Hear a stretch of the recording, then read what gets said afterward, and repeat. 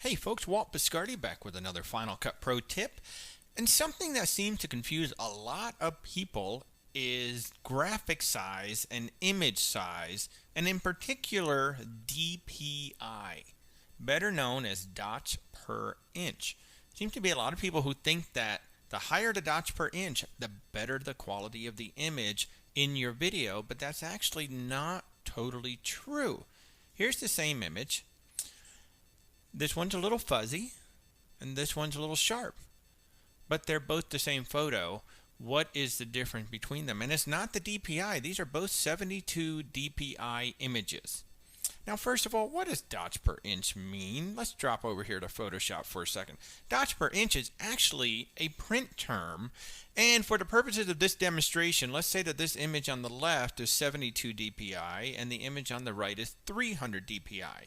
When it comes to printing, the more dots per inch you have, the sharper the image will be because there's less gap between the dots. If there's only 72 dots, there's going to be a lot of white space between the dots. If there's 300 dots per inch, there's going to be very, very little white space and more ink on the paper. So when it comes to printing, DPI is very, very important. When it comes to video, what we care about is the frame size. And here I'm going to show you this image here on the left. Let's go to image size. 1000 by 667, 72 dots per inch. Let's click on the image on the right. Image size. 3500 by 2336, still 72 dots per inch. The difference, however, was the frame size. You notice this image here is 3,500 pixels wide by over 2,000 pixels high, whereas this image is only 1,000 pixels wide by about 650 pixels high. So what does that mean? Well, let's switch back to Final Cut Pro. That means that right now I am working in a high definition timeline. My pixels, nothing to do with dots per inch, my pixels are 1,280 wide by 720 high. So if I want to take an image and zoom in on the image, what matters is the pixel size. If my image is at or smaller than my frame size in the video, that means I've got to blow it up. And of course, as you blow things up, they're going to fall apart. So this first image here is the smaller image. It is the one that's about 1,000 by 667.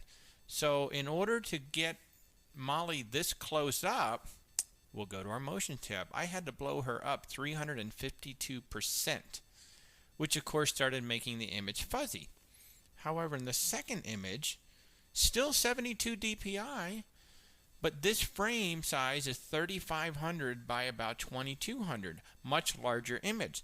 So if I go to my scale tab, she's actually only at 100% size. I haven't even blown up the image yet because the frame size is so big.